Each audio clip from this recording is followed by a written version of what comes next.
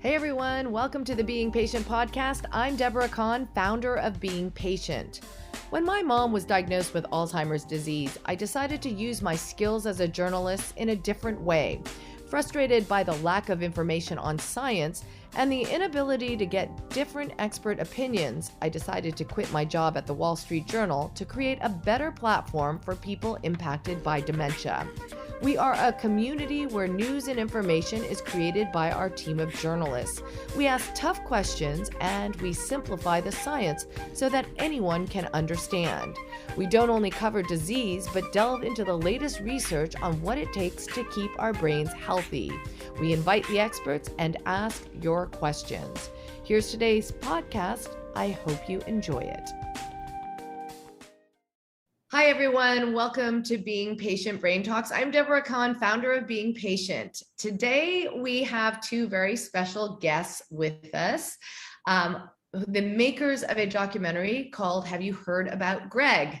Greg is with us today. Greg O'Brien, who has had a diagnosis of Alzheimer's now for several decades, I think it is, or maybe 2 decades. About 10 years. 10 years, I'm sorry, 10 years. And you look so young, Greg, that I was reading in your bio that you had, you were, I think were you in your 50s when you were diagnosed? Yeah. Well, I'm about 60. And You're about 60, okay. I'm 71 now. Okay, and with him, his partner in crime, we have with us Steve Ecclesine. He is the producer of the documentary, but the great thing about these two is that they were childhood friends and were reconnected many years later to start this documentary. So you were just talking about this, Steve, to me before we started the live. Tell us about how you got reconnected first with Greg. It was an unusual set of circumstances. I had gone back for my 10th year high school reunion, and then I went back for my 50th high school reunion. So while I was there, one of Greg's and my childhood pals came up to me and said, "Have you heard about Greg?" And in those 5 words, they changed my life. So basically, I found out that Greg had written a book called On Pluto, Inside the Mind of Alzheimer's. And I got in contact with him, and he said, "I'm going to be coming out to Scottsdale, Arizona, right after the first of the year to give a speech to 400 caretakers from the Aging Life Care Advocates group."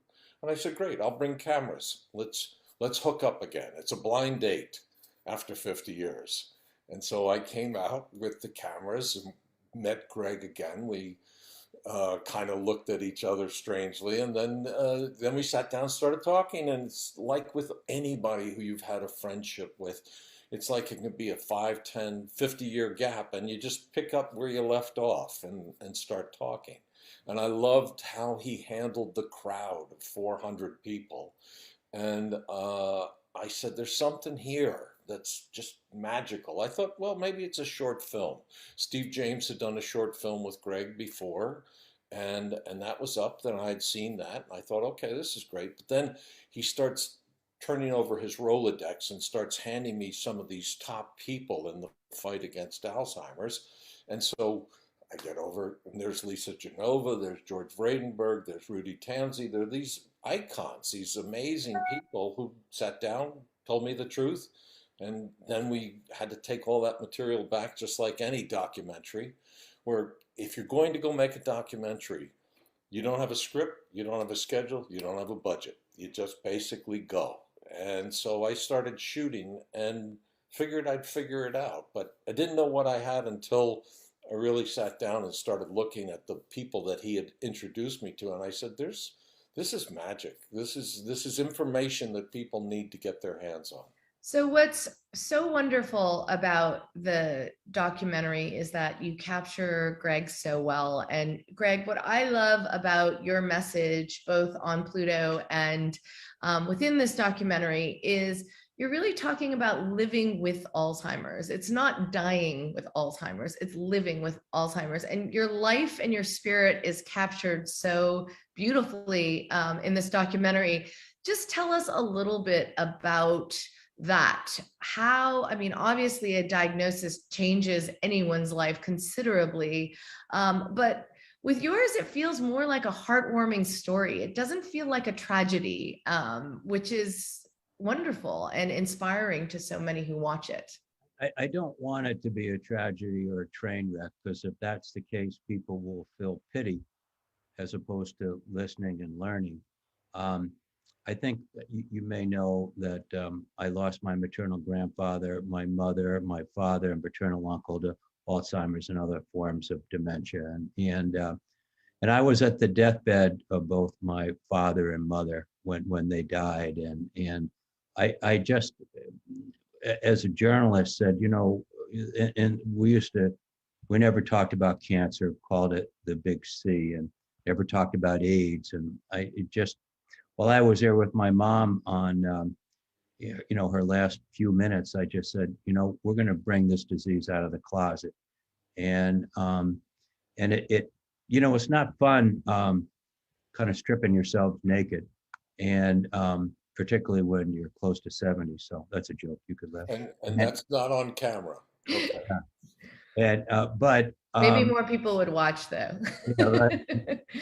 I'm not 35, but it propelled me as a journalist to kind of do my job, and I promised my mom that I would do that, and so I started writing down everything, because before my parents died, or at least my mom, I was starting to experiencing the symptoms of short-term memory and not recognizing people, and loss of place and loss of self. And I was scared shitless, if I could say that. I guess it's too late to ask, but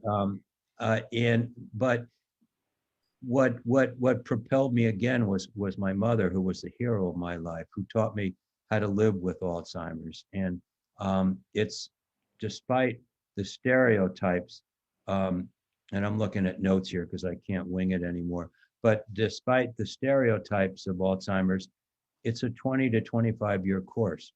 So I was diagnosed about 10 years ago, but I was diagnosed early. And this is the importance of early diagnosis now. I had to, because as a journalist, I couldn't multitask anymore. And one of my best friends was my personal physician. And he got me in touch with experts who did the brain scans and SPECT scans. And the diagnosis was early onset Alzheimer's. None of it was a surprise. And I remember sitting in his office with my wife when he gave the diagnosis, and I felt like the tears coming down my cheeks. And I grabbed my wife's hand and I said, "What about the kids?" And Alzheimer's is really about the kids, the next generation. My train is left. There's no magic wand for me. And I think, as you know, I also have prostate cancer that's advancing, but it's about my children, my grandchildren. I have 3 grandchildren now, and everyone else's children and grandchildren, to try to realize that this is a disease that over a period of time you can live with, but get an early diagnosis. I was lucky, if that's the right word. I was forced to, but people live in the shadows in fear, and they don't want to get a diagnosis until they're 10 years into it. So let's unpack that a little bit, because that's a really important point, and one that often comes up. So from your perspective, what did an earlier diagnosis give you? How was it helpful in terms of living with this disease? Well, it gave me a roadmap. And then as a journalist, in writing about, in which I wrote from probably 2,000 pages of notes when I wrote everything down and did my research. As a journalist, I was fortunate enough to be able to connect with some of the top Alzheimer's experts in the world, and they helped me. I was talking to them to write the book, but they helped me on my journey by giving me strategies, and I wanted to share the strategies with others. As the great Bugs Bunny once said, "Don't take life too seriously because nobody gets out alive." And I wanted in Faith, Hope, and Humor to teach people how to live with this. I think, Laura, there was an interesting point that Lisa Genova makes in the film, and that is that somewhere in the neighborhood of 40% of the doctors who are involved with uh, neurology, the baby boom generation, We have two very special. they do not tell the doctors do not, as a matter of course, tell the patient that they have Alzheimer's, which of course can only be proven in an autopsy at the end of the road. But they suspect that a person has Alzheimer's, but they will not tell them because there isn't a drug on the marketplace or any place for them to go at this point in time. And I think that that's so important. And Lisa underscores it by saying, by not telling the patient that this, or the family, that this is in the throes of happening, then they are not preparing properly for what is to come. Yeah. Just to add to that, what I'm trying to do is to get some running room for the great pharmaceuticals that are working to find a cure. But at the end of the day, a cure may be, how do you put off these symptoms until maybe you're in your 80s? And that may be because we haven't cured cancer, and Yeah. we haven't cured heart disease, but the pharmaceuticals deserve a lot of credit for the hard work. And Steve, maybe you could pick up And on. that's a big difference. The difference between, diagnosis. I mean, if we can stave it off for a decade, that's 10 years of your life, which is huge, right? I mean, I wanted to touch a little bit about obviously, Greg, your family's been majorly impacted by Alzheimer's, and you have a genetic link to the disease. But Steve, you too have Alzheimer's in your family. You lost your mom to Alzheimer's as well.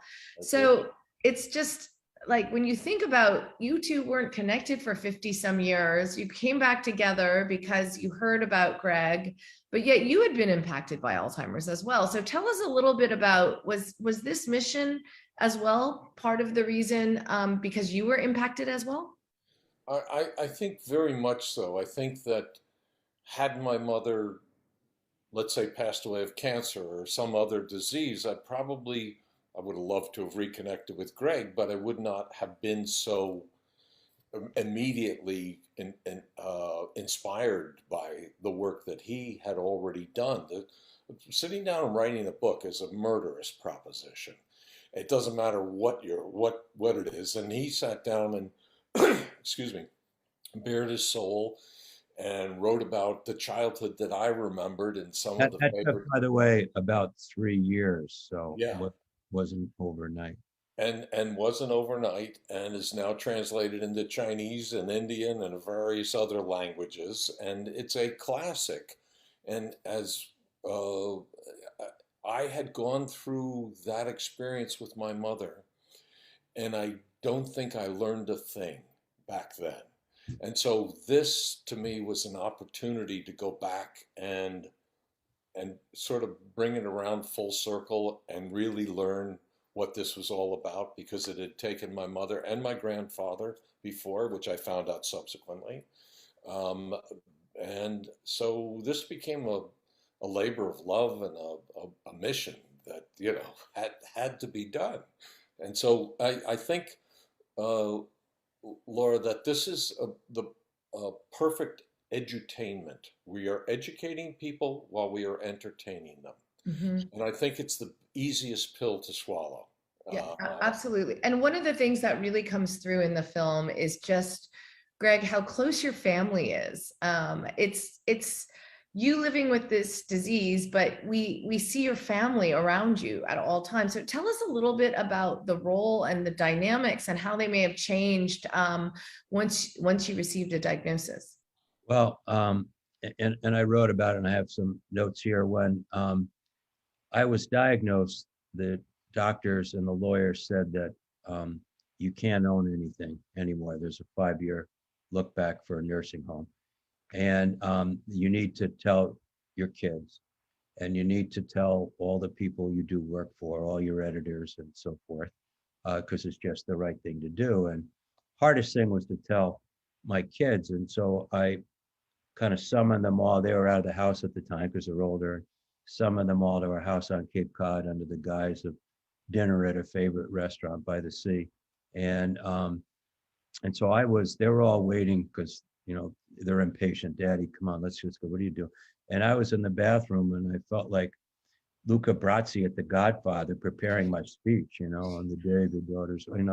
I was just so nervous. And so I went out and finally, and my wife, Mary Catherine, my wife for 45 years. I always call her my first wife, but she's my only wife. That's but I also call her now the warden because she's in charge, not me, but it's a love term. And so Mary Catherine said, your dad needs to tell you something. They were all there when my mom and dad died. And I said, what, my mom was the last one to go. And I said, look, what took your grandmother, I have now. And I've been diagnosed with early onset Alzheimer's, to which Brendan, my oldest boy, who's a writer, producer in Boston, said, well, Dad, that explains a lot. And the whole family were talking about it behind the scenes and wondering what's wrong with Dad. He's not the outgoing guy that he used to be. He can't remember anything. He can't remember people. He drifts out. What is going on with him? And then my son Connor, who can kind of get to the point, said, so you're losing your mind, Dad? And I said, yeah, it's time for dinner. Let's go. And so if I could tell a story, this is just family for people to understand the dynamic here. And it's in my book. When a couple of days later, we're supposed to go to Coronado off San Diego for a family reunion. And I got out there early with my son, Brendan, just the two of us. And the doctor said, I named him a power of attorney, and he was in charge of everything, in charge of me. So he didn't want to hear about it. And I said, we got to talk. And we're on the balcony of this beautiful hotel in Coronado. And I said, all right. So I went and got the 85 pages of notes that basically said I was losing my mind. And Brendan said, I don't want to hear about it. It's bullshit. And I said, no, you have to. So I would read him parts, and another emotional part, he goes, I don't want to hear about it. It's bullshit. And he dropped some F-bombs. And I read some more. And finally, he grabbed my 85 pages of medical notes, ripped them into shreds, and threw them off the balcony and said, this is bullshit. This is F-bomb bullshit, Dad, because I know it's true. And he buried his head on my shoulder, and we cried. Mm-hmm. And so that's what it's like as a family. This journey's not easy. And there are, I don't want anyone's pity, but I pick and choose my moments when to talk and when not to talk, because I don't want people to see me when I'm down, I'm out of it. And, but that's how the family came together. And it's very powerful when you watch the documentary. Steve, you capture that so well, just the support that Greg has and the role of the family. Steve, tell us a little bit about why, what do you want people to walk away with when they watch this documentary? I think that that the Alzheimer's diagnosis is such a tragedy, and the word Alzheimer's there is a huge stigma attached to it, that immediately if you say, oh, this is a film about somebody who has Alzheimer's, it's like I'm turning the channel. And it's because I don't want to, and that was the way I was. I looked at my mother and thought, she's just old, and whatever. No. I watched her disappear while she was living. I watched her mind disappear, and it was only until I could get her in front of the piano that came back. and she was able to play. And we're affiliated with this group called Music Men's Minds, which you may or may not know about, Laura. But it's individuals who are musicians who've been diagnosed with Alzheimer's or dementia, and they have a band called the Fifth Dementia, and it's out here in Hollywood. And it's a bunch of old studio musicians, elder studio musicians, who get down, and as soon as you put them in front of the charts, and they start playing, and Like Glenn Campbell. yeah, like Yeah. Glenn Campbell in I'll Be Me. So that was part of their cognitive reserve, and what they've retained. Tony Bennett, right? Most Tony recently. Bennett, and knows the words of the songs. 1,000 songs. We can't tie his shoes, but anyway, it's. I'm hoping that people come away with a sense of hope. I'm hoping that they have been touched by the film, which I know they will be, and that they basically, well, the three goals that Greg and I set out for ourselves was A, to get people talking about it again. B, if indeed they get talking about it again, then they'll increase the funding for this, because right now it trails AIDS, it trails cancer, heart, whatever. And this is the one that if we do not fix this in the next 20 years is going to come along and bankrupt the entire Medicare system, and totally put just affect our entire way of life. So it's get people talking, increase the funding, and to the individual who takes this message personally, the next time they go in to see their doctor, ask about their brain health. Don't give me a checkup from the neck down. Let's talk about the neck up, because that needs to take place. People's awareness about their own brain health, in which case we are affiliated with the Brain Guide, which is a product of the Us Against Alzheimer's group. And it's a great way to 10-minute test that you can take at home. You can take in conjunction with someone you love, who you're concerned about, just to kind of give you a little bit of guidance in terms of what you should be paying attention to. So I hope for that the audience comes away refreshed and renewed and keeps that message in the back of their head. Another purpose of the film is to expand the umbrella. The word dementia, which is a scary word, is the umbrella word for all sorts of cognitive issues like Alzheimer's, and Alzheimer's is the most prevalent. But to some extent, it's all the same thing. It's loss of self, and I've had experts who told me that you can have Alzheimer's and other forms of dementia at the same time. Just like you can have cancer and other diseases. And so I'm part of my journey is to expand the understanding of this disease. And understandably, Alzheimer's is the most prevalent, but dementia is the umbrella, and people need to be concerned about all forms of dementia. And that's one of the themes at Being Patient that keeps coming up over and over again is this misdiagnosis. It's the default is first it's MCI, and then it's usually on the road to Alzheimer's, but a lot of times it's a different dementia that a lot of doctors don't know how. But one of the things to diagnose, but one of the things that you pointed out is I remember having a conversation with a pathologist who told me after autopsy, about 75% of cases were diagnosed and labeled as Alzheimer's, but they're actually Alzheimer's and another type of dementia, right? So really understanding neurodegeneration is, whether or not one starts first and then you end up with another, people don't know that yet. But, Greg, one of the things that is pointed out. By the way, not because I'll forget, but I think that's so true. You can have Alzheimer's, another form of dementia, and I have no feeling in a lot of parts of my body, which also could be a form of vascular dementia with Alzheimer's, and so it's all the same. And we need to talk about dementia and understand Alzheimer's is the most important, not important, excuse me, the affecting more people, but understand that dementia of any type is serious.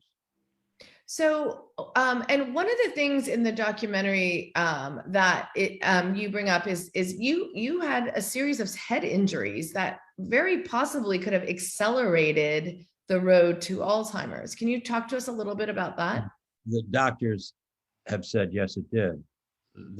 I had a bicycle accident with without a helmet, and with my son and younger son Connor when he was younger, and his friend, and we went up to visit my mother, who was getting to the final stages of Alzheimer's, and in Alzheimer's, it's the same thing with me.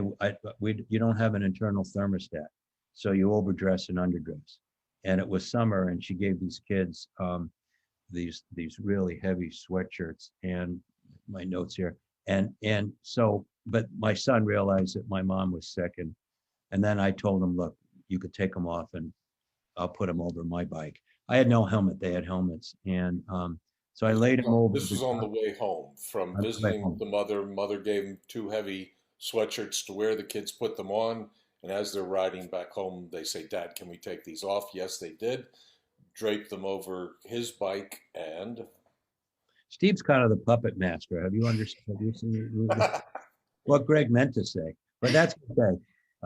We're like an old married couple, kind of finish each other's thoughts. But so in Alzheimer's, it brings you back sometimes to childhood. And I remember when I was a child, I would ride no-handed.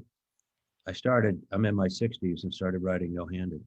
And something told me inside that something bad was going to happen. And I saw the sweatshirt slip off the handlebar into the spokes, caught the spokes, threw me about 10 feet into the air. And because of that premonition, which could have saved my life, I had my hand in front of my face. And when I hit it, cut through to my knuckles. And then my hand fell away and I hit my head twice on the pavement. And that's what the doctor said unleashed a monster. And later I had a car crash in which my head hit the windshield and cracked the windshield. And so and then plus I played football and baseball in high school and college, and at least college. I didn't play football in high school, but took a lot of hits. So, yeah. And you have a genetic link, so that you have a lot of things stacked against you in terms of, Alzheimer's. Right. So I just want to check in with you, Greg, on how you're doing today. I mean, we've interviewed you previously on Being Patient, and you're obviously a very masterful communicator with your journalism skills. But, you are making references like, I have to write this down, I don't remember. How do you feel like you're doing today? On a bad day, not well. There are times, and I'm not proud of this, okay? There were twice in my life I tried to commit suicide because I know where this is going. And I tell people my brain is like an iPhone, still a sophisticated device because of the grace of God and a high IQ and cognitive reserve. And there's another word called, let's say neuropathy, that's not neuroplasticity. I think that's what I'm reading here, where the brain on its own can reconnect. And but having said that, my rage is out of control. My wife had to go into counseling for that, where the rage goes. I'm withdrawing more and more now. My 60% or more, maybe 70 now, my short-term memory can be gone in seconds. I don't recognize people. If you put me in a room with people that I've known all my life, I won't remember who they are. And in addition to that, my body, because this is what Alzheimer's breaks the body down. I just had, as well as the mind, the mind is the window to the body and the computer for the body. I just had in May spinal surgery where they cut me from my neck to my spine and fused everything. And I lost a 7-hour operation with anesthesia, not good, and lost 7 pints of blood on the table and started a heart attack. And now the neck and the spine is the next thing, and still no feeling from my knees to my feet. And as I said, there's the stereotype about Alzheimer's and dementia is so damn wrong. There's no two types that are the same, but the doctors have told me, look, you have limited capacity, but if you tell your brain you're going to focus on communication, and writing, which the writing will probably be the last thing that goes with you. Your body, because it can't handle anything else, is going to break down in other ways. And I thought it was Steve, but it wasn't. I told someone that it was, it's like the movie 2001 Space Odyssey with the diabolical computer HAL, where they said, could you go forward? Could you go in reverse? Could you go faster? And HAL said, I can't. There's only so much juice. And so my juice is on the way out. And there are times, again, please no pity, when I go to bed at night, I ask the Lord to take me home. I'm ready to go right now. Thank you for sharing that with us. I mean, thank you for your honesty. I think I admire that. And I think that it's important, you know, the fact that, and this is conveyed so well in the documentary, the fact that this disease, you're living it, but you can be so honest.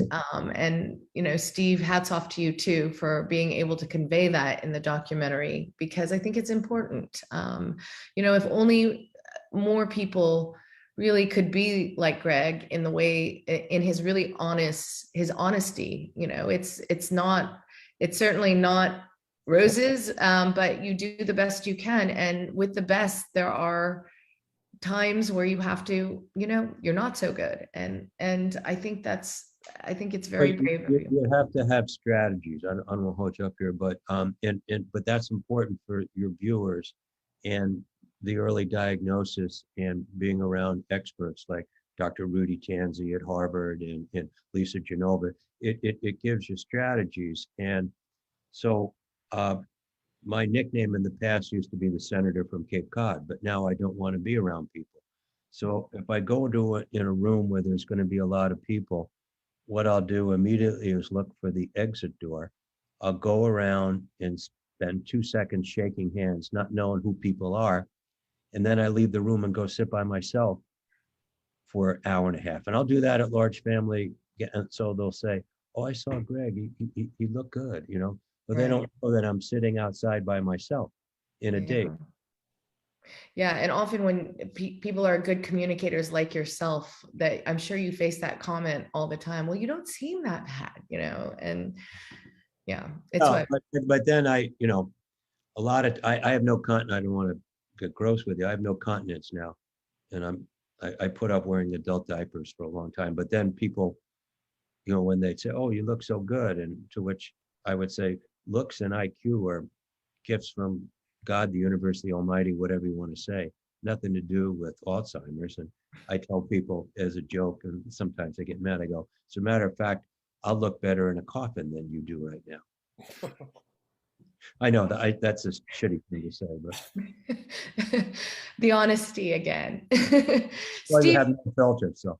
It's a thing, Lauren, that I think, Deborah, I'm sorry, that comes across really well, is that every single person who we present on camera is in effect telling the truth. Mm-hmm. There's no scripted, oh, gee, I've got a checklist of 7 things I need to incorporate. No, it's a conversation that we're having. It's unscripted.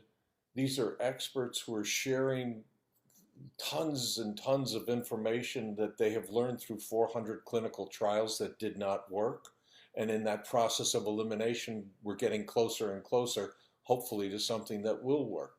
And one of the things that Lisa points out, I think is very important, as well as the big pharma companies, is that they really need to focus their clinical trials on people who are at the preliminary stage, as opposed to after it's full blown. And that's happening more and more. There's a lot more trials now that are reaching for those pre-symptomatic people.